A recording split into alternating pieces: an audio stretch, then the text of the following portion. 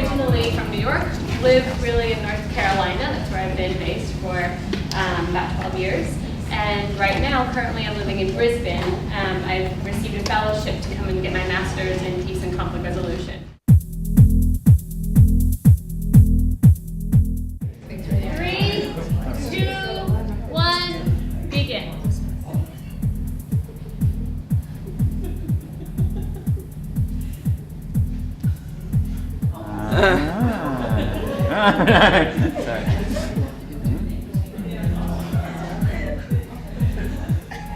If you really preferred not having to be the leader and instead being the one who was hypnotized, and you loved being hypnotized and you found it wonderful, you're going to come and stand by me. Where are you in that spectrum? Which is awesome. But notice where you are in the room in relation to other people. So as a group of us, we can see we have a lot of leaders in the room, which is not surprising as educators. Stand by Charlie if you find that in a conflict you like to be right in the middle of it, you are fired up about conflict, it does not scare you, and like me and my dad, you're willing to just go head to head with one another until you're done. Stand over by me if you will avoid conflict at all costs. It is like the worst thing that you could be in a conflict. Or where are you? If you're kind of comfortable, start with family members. Yep. In your family, do you dive into the conflict or avoid the conflict?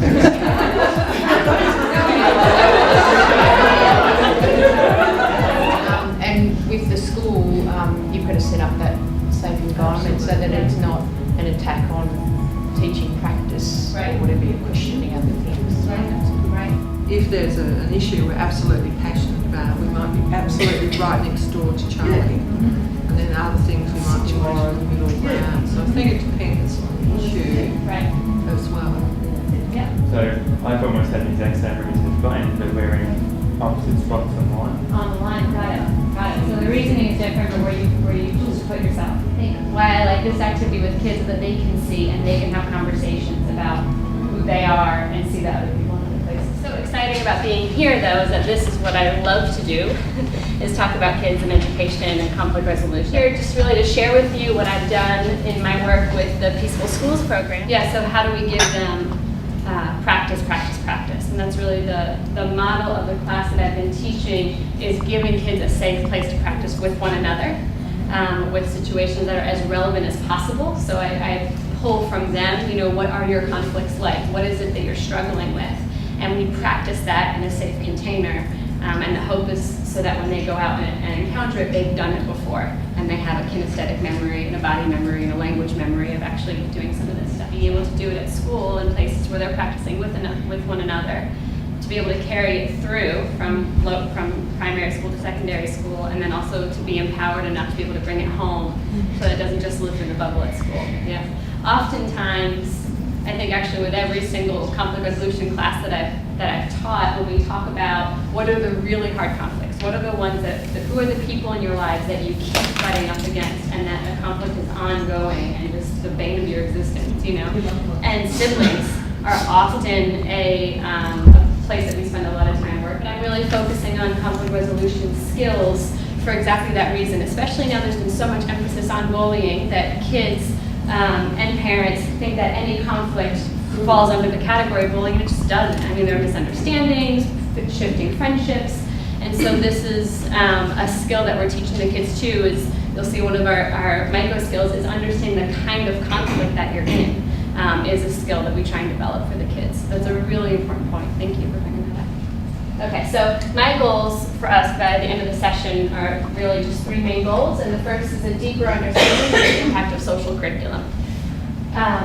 Also, being able to break down conflict resolution into different micro skills that we can focus on with the kids, and giving them language about the micro skills that they're going to be using if they want to be empowered in practicing their own conflict resolution. And then also, I really hope that you're going to be equipped with some new ideas for facilitating this when you go back to your schools. The work that you're doing in your schools is helping to create a safe environment for the kids that are there. But it really is important that social curriculum is something that's intentionally addressed and hopefully owned by all of the teachers in the school, parents, administrators, school monitors, even folks that are working in the cafeteria and interacting with the kids every day at lunch, which is one of one of their most social times, you know, so something that's really owned by the entire school community. Every single one of us, I'm going to make an assumption that we've all had conflicts in our lives throughout our entire lives that we have to navigate. And it's just a natural part of being a human being is that you're going to be in conflict in your life with other human beings. And so why not equip our kids to be able to manage their conflicts? Students want and need a safe place to be able to practice this, as we talked about before.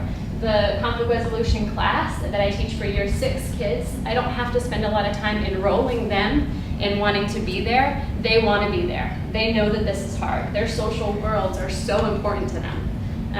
And oftentimes who they are in their friendships and where they fall kind of in the system of their schools and their classes is the most important part of their school identity.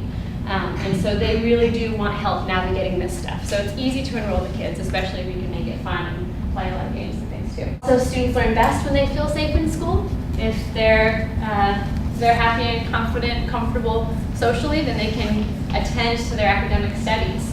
And we know too, when we're in conflict and we're feeling rattled and you know our brains are kind of more in the limbic system than grounded, then we're not able to attend to our life skills the way that we best could. So having a safe and peaceful school it has implications for their learning as well. And there's more and more research coming out about that, which is really exciting because hopefully the research will drive money to implement programs and that will be nice. So the bigger picture, students who are well versed in conflict resolution hopefully will yield adults and citizens and the ripple effect. So an investment in education, if we want to have a more peaceful society, globally, investing in our kids and teaching them how to do that from starting with yourself. You know, applicable for Australian schools as well, that there's been kind of a focus on testing and being test driven, and that's put more pressure on teachers to really spend just the focus and the time and the energy and the pressure is on content, time, and curriculum, and so there's just not time to teach social skills, or if there's a conflict that comes up in class, teachers may not have the time to be able to stop and address it and help those kids because we have to get through this lesson because we have this coming in. So this is certainly a frustration shared in North Carolina. Not surprising that when you shift all the energy into content and curriculum, then the social is not being addressed, and now we have this epidemic of bullying that's getting a lot of attention. And here's some of the research that's being found that studies are showing that conflict resolution curriculum does result in improved academic performance, cooperation, and positive attitudes towards school. I learned about Carolina Friends School when I was an undergraduate student, and I took a really phenomenal class about philosophy of education. And I learned that there was this school that actually taught conflict resolution skills, and I thought that's where I want to teach. So as we were saying earlier, practice, practice, practice. Kids need a place to practice. So this is just a little visual of how the class is really broken down. We really start with group challenges and self-inventories. So the class meets for one trimester. We break up our schedule into trimesters. Every single 6th grade student takes conflict resolution for one trimester. And then once we've established that kind of safe space, then we start talking about and start digging into what's hard. And what does conflict resolution really mean? What does a conflict really look like? Towards the end of the semester, we do some historical context. So we do something called a Peacemaker's Wax Museum.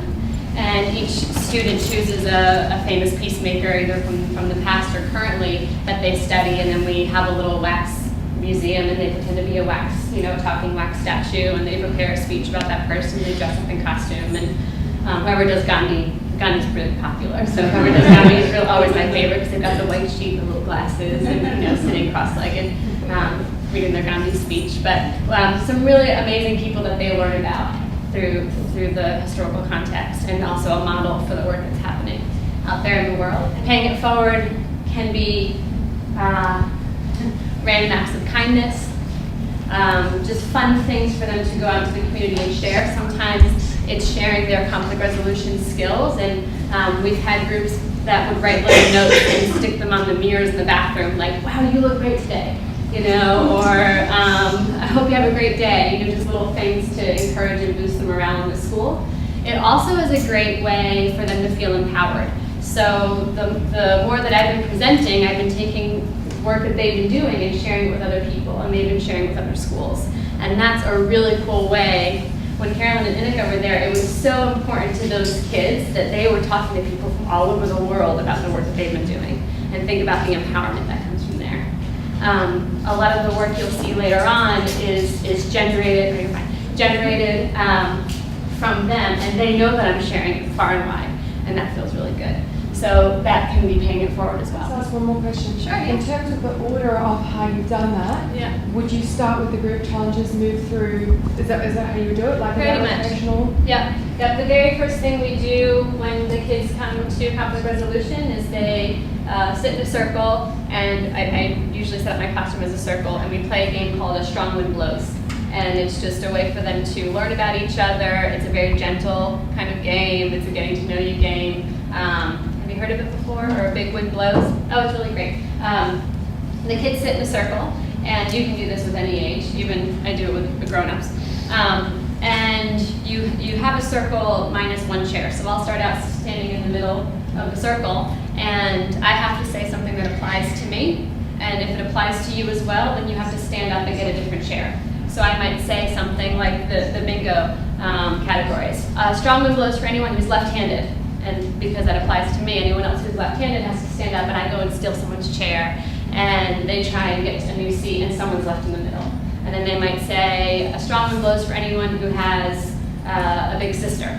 You know, it's just it's a nice way for them to warm up, to have fun together, to laugh together. It's important. And also to get to know each other.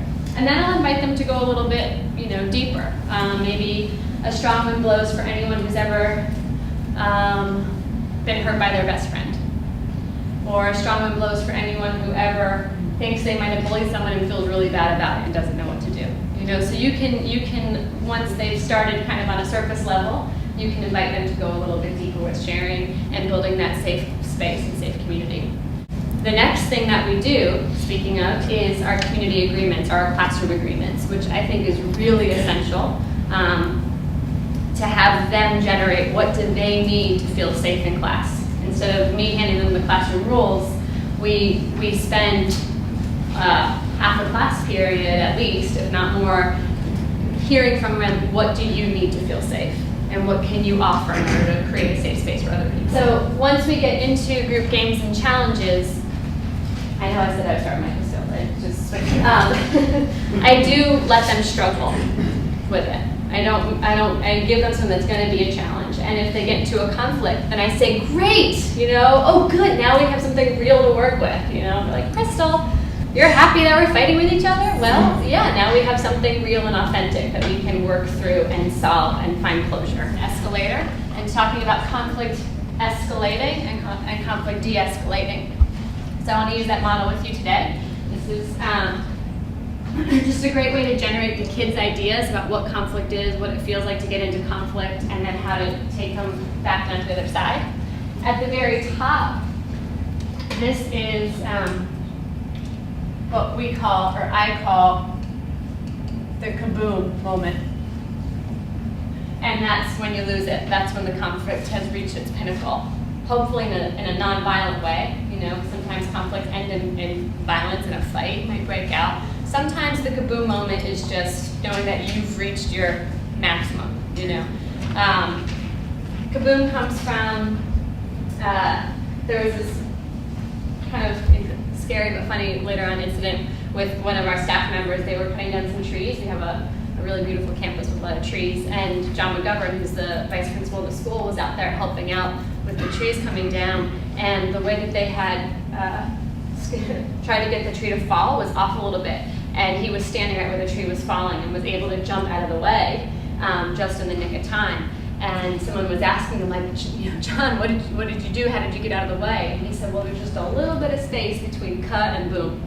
And what we talk about with the kids is recognizing that little bit of space between cut and boom, and how do you make your space a little bit bigger? How do you give yourself a little bit of space so that you don't have your boom moment where you really lose it? Starting with, imagine a typical conflict, you can imagine your kid's typical conflict, kind of starting from a neutral zone, working your way up here. What are some things that might happen when a conflict is starting? Some physical traits or some behaviors, some noticeable things? Any ideas what might start happening down here when a conflict is just starting out? Few insults. What's that? Few insults being tried. Yeah, so insults.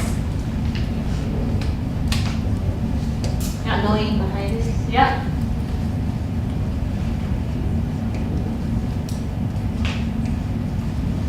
Being offended by something. What's that? Being offended. Yeah. So feeling offended or being offended. Bit of pushing, shoving, Yeah. exclusion.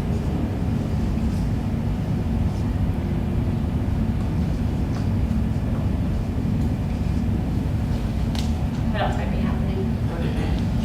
What's that? Body language. What kind of body language?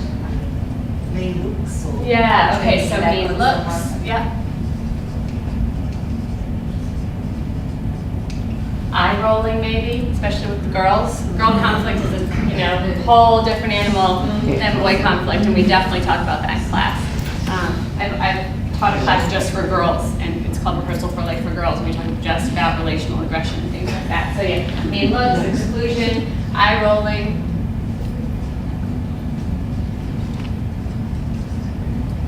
Anything else? All right, what about when you're actually like reaching your kaboom moment? Yelling. Yelling, yep. Language. Swearing, yep. That's when the teacher starts, like the ears start perking up and walking down the hall. Yeah. Aggression. Yes.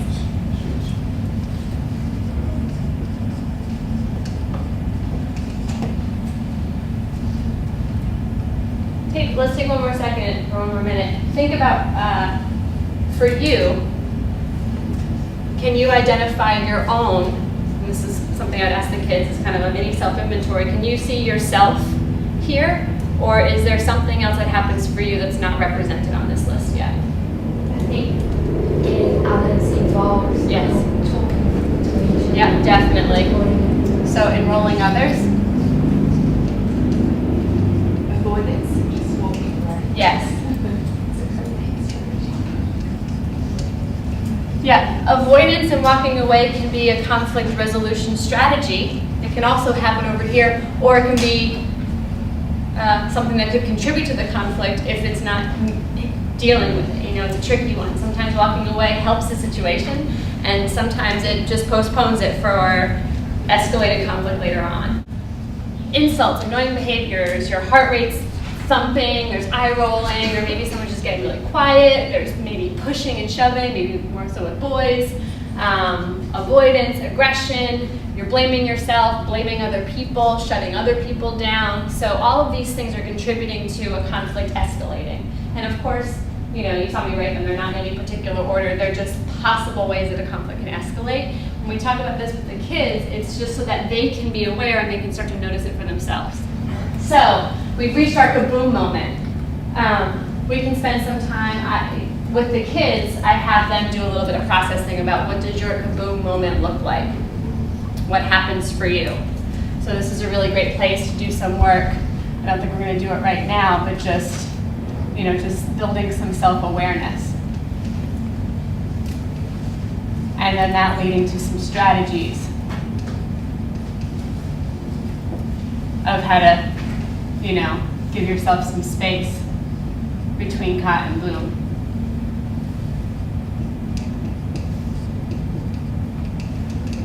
Well, my boom moment really looks like this, and it'll be a lot more honest inside of that classroom and inside of that container with I throw things, or I go really quiet, or they kind of talk through it a lot more and a lot really honestly in their own voice of what they really do and how they really feel.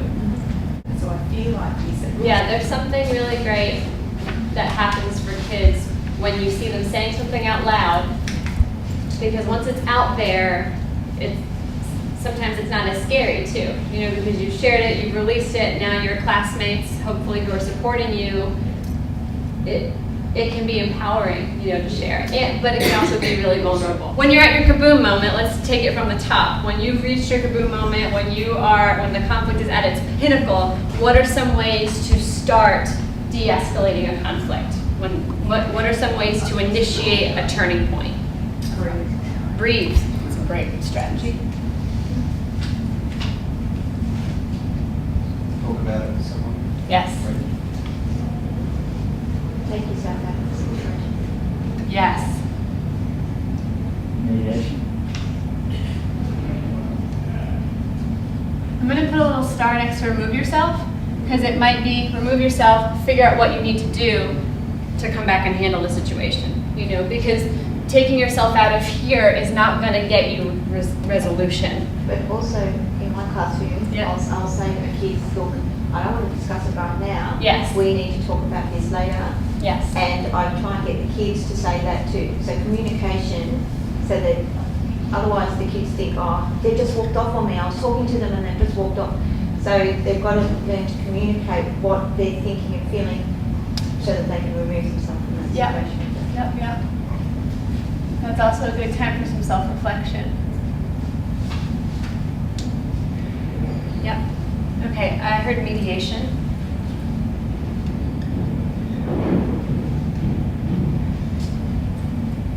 What I find is easy is I get the kids, they've got a little pro forma, they can write down the issue. Right. So then you don't have to deal with it then, but they know it's going to be addressed later Later. on. Yep. Probably not in front of other people. Yep. And that's what they seem to like to do. Yes. So what's really cool about that too is that helps them identify what the real problem is and give them some time to think about what is the issue. Talking before, it doesn't necessarily mean it's bullying, what really happened. So.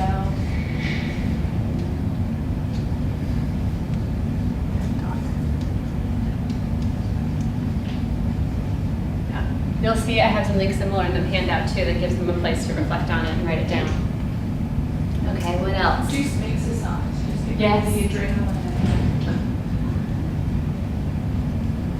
Yeah, sometimes just asking you to go for a walk is really helpful. Yeah. Okay, so these are some great strategies of how to give yourself a little bit of space. Imagine that space, okay, so now you're settled, you've taken your time, you've breathed. Now what? Now how do you really address the conflict to try and resolve it, to get to a place of resolution and closure? Try to remove the emotion. Okay.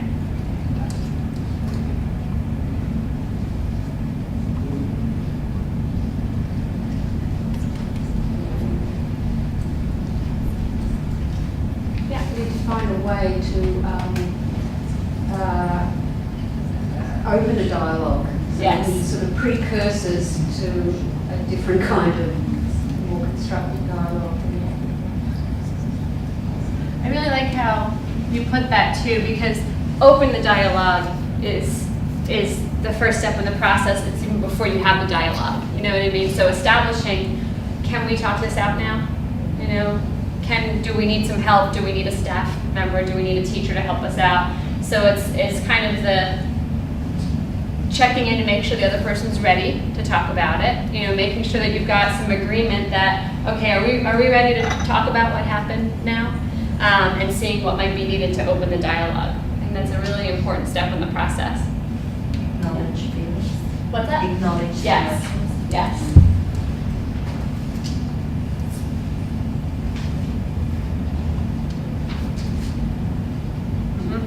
How would we want them to do that? How do you want your kids to be able to acknowledge their feelings and communicate with each other? Sometimes I get the kids when we sit down and they listen to each other, but they have to paraphrase what the other person says. So they actually Yes. have to think about what's been said before they even say anything else. Yes. Great, so some reflective listening.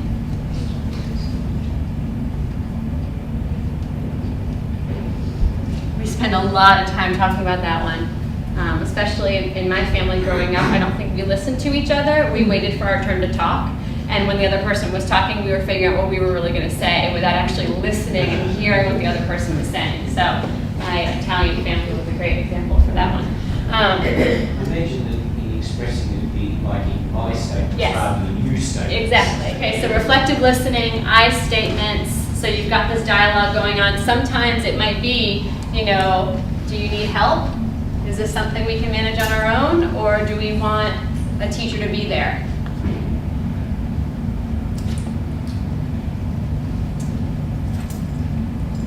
Okay, so this conversation's happening, and we're working towards resolution. It's going really well. What's next?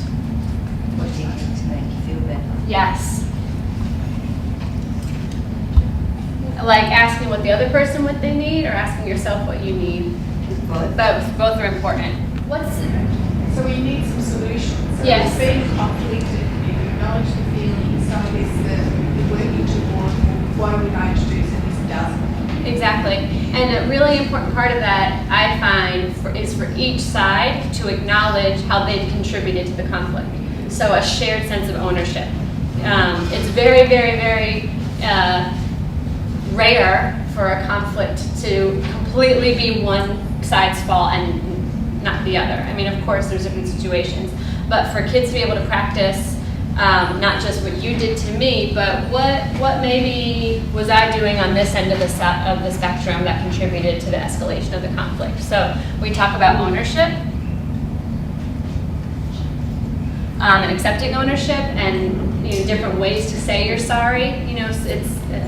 Are you saying, I'm so sorry that I did that to you, or I'm really sorry that that's how you felt, I didn't mean it that way. There's all different ways of saying sorry. And then in the end,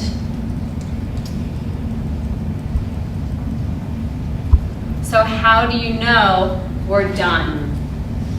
This is one that I think people of all ages have a hard time with. Once we've gone through this whole process together, having just the way that you open the conversation, and how that's important to be able to say, okay, can we start talking about this? I think it's equally important if we can help our kids be able to say, okay, so are we done talking about this? Or are we good? Are you and I okay? And then knowing how to let it go and to be able to give each other a fresh start instead of carrying it with you throughout the day. It sounds really easy, but that's a really hard one. Pulling off, asking for help, talking it out, using those I statements, listening actively, recognizing the conflict that you're in. So just as we talked about before, is this bullying, is this a misunderstanding? And then knowing your own role in the conflict, so the part that you had to play. Owning your piece and saying sorry. In terms of compromise, we talk about a win-win rather than wanting to beat the other person in the conflict and feel like you won, you got power and that person did not get power. We talk about having them work towards a win-win situation where both sides feel good about the outcome, both sides feel heard, and then finding closure and knowing when you're finished. We're talking about giving kids a toolbox and something that they can pull from and use what they need when they need it.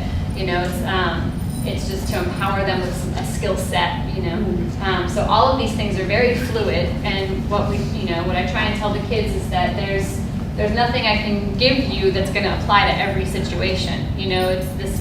Conflicts are very, very diverse and wide-ranging, but it's hopefully empower them with some skills to use. I do this exact same thing with the kids to generate from them what's real for them and what their triggers are. And so I'll ask them a lot of the similar questions, like what does it feel like to you? Or what do you notice when people are escalating in conflict?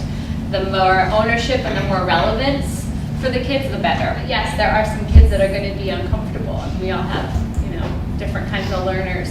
So I try to watch really carefully and know when to go really deep and when to back off a little bit, and just facilitate carefully for them too. Sometimes, even just having a conversation with them before class or after class and checking in, like, was that okay with you? Is there anything that you need that you're not getting?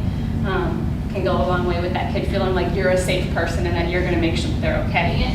Self-inventories, the basic idea with self-inventories is for kids to have a chance to get to know themselves better.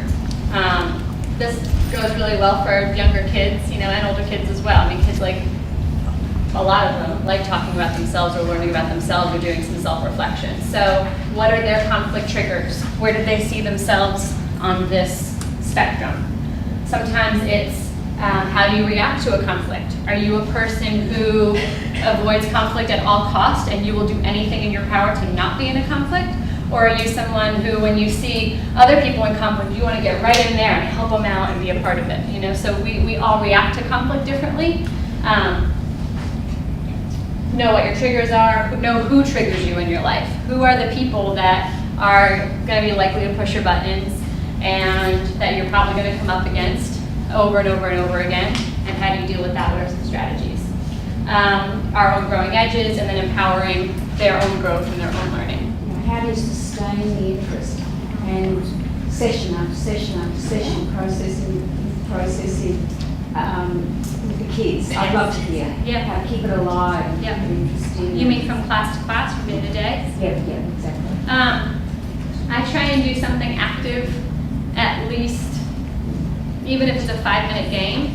And I teach them a game that's kind of a challenging one called Zip Zap Zop. Or I don't know if you have ever heard a version of it. But yeah, exactly. And it's challenging and it's hard. And we do it the first day and they're terrible at it. And then we do it the next day, we do it the next day. And it's just one of those things that brings them together. We're in a circle and we do it for a few minutes. And then we can go back to our seats and engage in conversation.